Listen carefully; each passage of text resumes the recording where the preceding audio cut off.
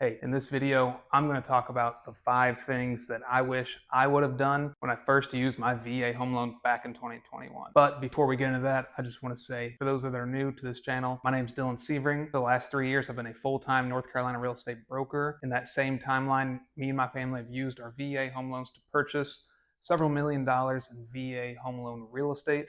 Now I focus primarily on guiding veterans and service members through their VA home buying experience. So if that's something that would be helpful for you, like this video, subscribe to this channel.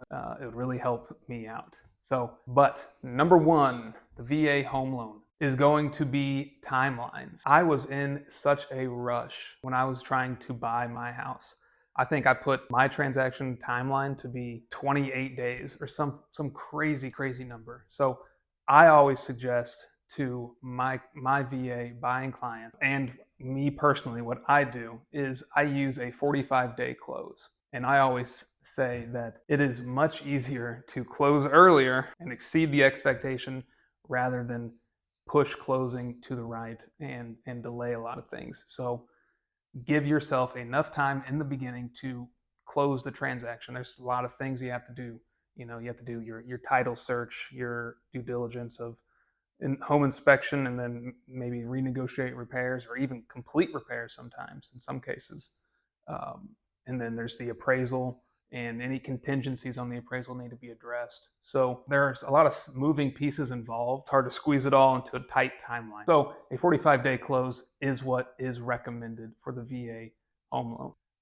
Number 2, do not use any credit cards. So it's still interesting to me that people don't think about these things whenever they are home shopping. After they get approved or they're home shopping or even under contract, your credit, literally, it's being picked through by your VA home loan lending team and your VA home loan underwriter. So whenever you go and use your credit card and rack up high balances or close accounts, or you pay off your car, or you go get a new car, it's going to interrupt your VA home buying transaction.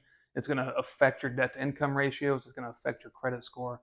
And ultimately, it can give you some surprises at the end, and it could make things more challenging to close. So make sure you watch your credit very closely whenever you're getting ready to use your VA home loan. Number 3, make sure the property is 100% accessible for your home inspection. This means that you can see all of the baseboards on the property. There shouldn't be clutter all over the place. You should be able to see the entire exterior of the property. There shouldn't be piles of trash or cars or bicycles or anything crazy parked along the property. So this is important because when I purchased my property, I had a wood destroying insects report. It was done and it showed that there was no signs of termite damage. But years later now, I find that when I revisit the pictures and the reports, I didn't realize that it was so important for the inspector to see every single part of the property to really give a thorough report. And it says it on the report that they are not reliable for areas that they cannot get to. So, obviously years later, all the trash was removed and discovered significant termite damage. So make sure when you're doing your wood destroying insects report or your general home inspection with your roof, HVAC, plumbing, electrical, foundation, that the home inspector or the pest company is able to inspect all areas very thoroughly, because their agreements are going to say that they're not liable for things that they can't get to. So you're going to be the one that's buying the property. You should make sure that these areas can be inspected properly. Number 4, make sure you have a VA home loan approved lender. So a couple of reasons. Number 1, it's required. The VA home loan cannot be written by a mortgage lender that has not been approved by the VA. But most mortgage lenders are going to be. So if anyone can be approved, that leaves finding the most experienced mortgage lenders. So this personally affected me whenever I was buying my first VA home. I went with the mortgage lender that approved me for the most amount of money and that said they could close in the fastest time, which at the time were very important to me.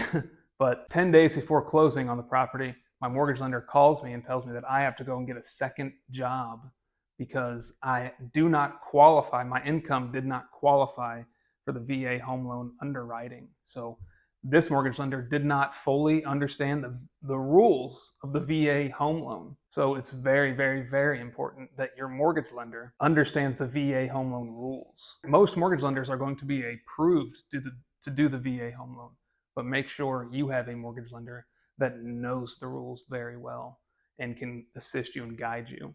I'm 10 days from closing with a newborn baby at home, and I have to go get another job to increase my buying power to qualify for a multifamily property that I think my incoming rent was $1,200, but my mortgage payment was $1,800.